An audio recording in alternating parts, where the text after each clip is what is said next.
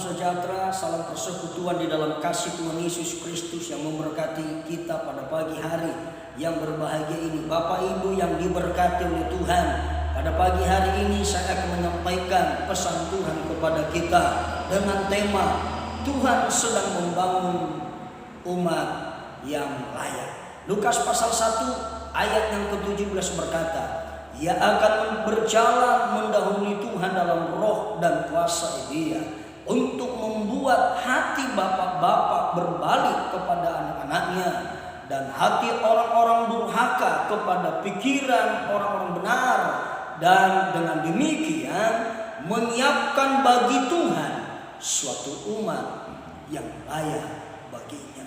Bapak Ibu yang diberkati oleh Tuhan, ini yang Tuhan sedang bangun di akhir zaman ini, yaitu umat yang layak.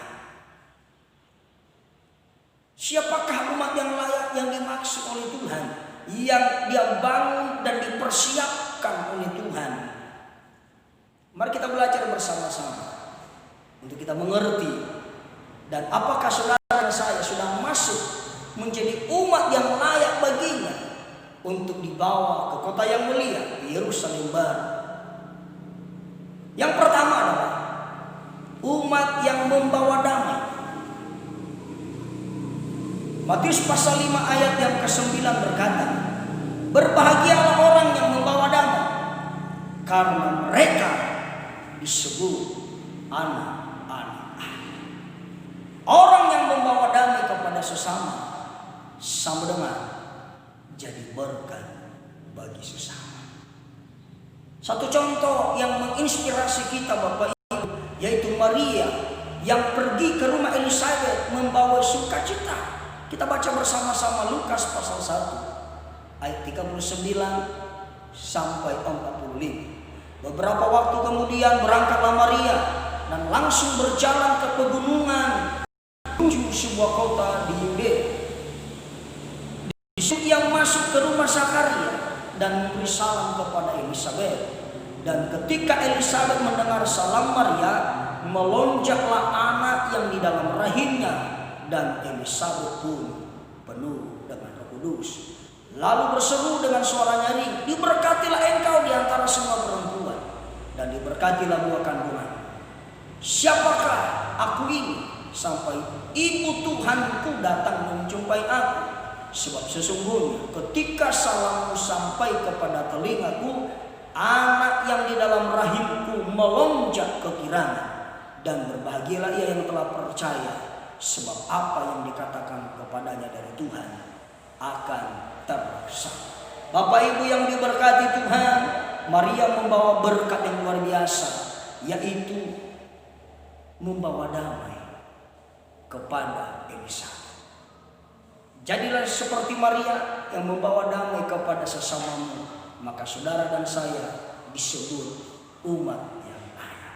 Yang kedua saudara, umat yang berkata tidak pada kejahatan, sama dengan tidak kompromi dengan kejahatan.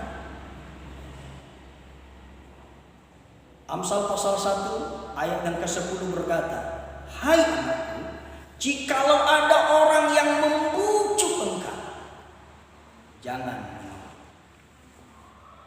Seringkali kita tergoda dengan bujukan sesama. Seringkali kita tergoda dengan ajakan sesama kita. Seringkali mudah kita terkontaminasi, terbawa arus dengan sesama kita. Tapi mari kita belajar seperti Yusuf yang tidak mau kompromi ketika istri Potifar mengajak dia berbuat kejahatan, berbuat yang tidak pantas, berbuat yang tidak berkenan kepada Tuhan. Yusuf menolaknya. Bahkan dia rela lari. Memang Bapak Ibu, untuk menegakkan kebenaran pasti ada resikonya. Kita dibenci, kita dihina, dikucilkan. Tapi jangan ragu, Tuhan ada di pihak kita. Karena kita sedang dibangun dan dipersiapkan Tuhan menjadi umat yang layak. Yang ketiga, siapakah umat yang dibangun dan dipersiapkan Tuhan adalah umat yang murah hati. Murah hati sama dengan suka memberi, tidak egois, tidak mementingkan diri sendiri.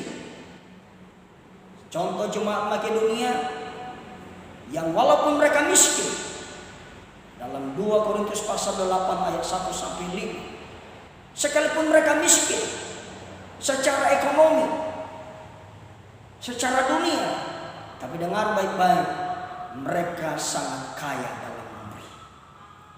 Mereka kaya dalam kemurahan.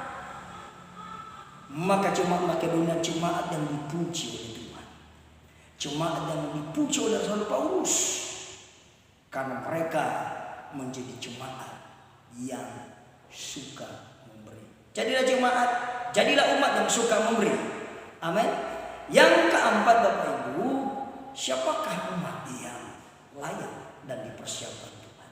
Adalah yang keempat, umat yang selalu menjaga hati. Selalu menjaga hati. Tidak mudah sakit hati, tidak mudah kecewa, tidak mudah putus asa, tidak mudah saudara itu melakukan hal-hal yang jahat. Karena apa? Karena dia selalu menjaga hati.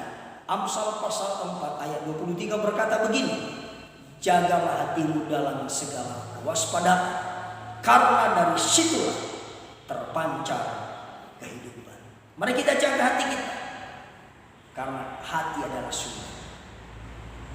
sumber segala sesuatu, sumber kehidupan datangnya dari hati kita. Mari kita jaga hati kita.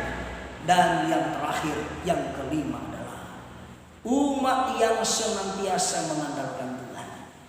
Yeremia pasal 17 ayat 7 sampai 8 berkata, diberkatilah orang yang mengandalkan Tuhan, yang menaruh harapnya hanya kepada Tuhan.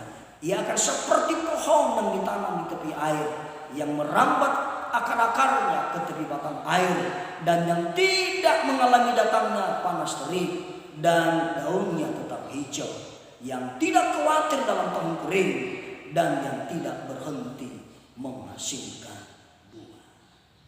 Orang yang selalu mengandalkan Tuhan, dia seperti pohon yang ditanam di tepi air dan selalu dibuat Tuhan berhasil dan beruntung.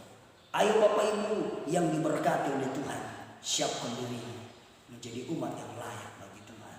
Sehingga ketika kita menjadi umat yang layak, kita tidak sama lagi dengan dunia. Kita tidak serupa lagi dengan dunia, karena kita sudah menjadi umat yang layak, yang dipersiapkan untuk kemuliaan Tuhan.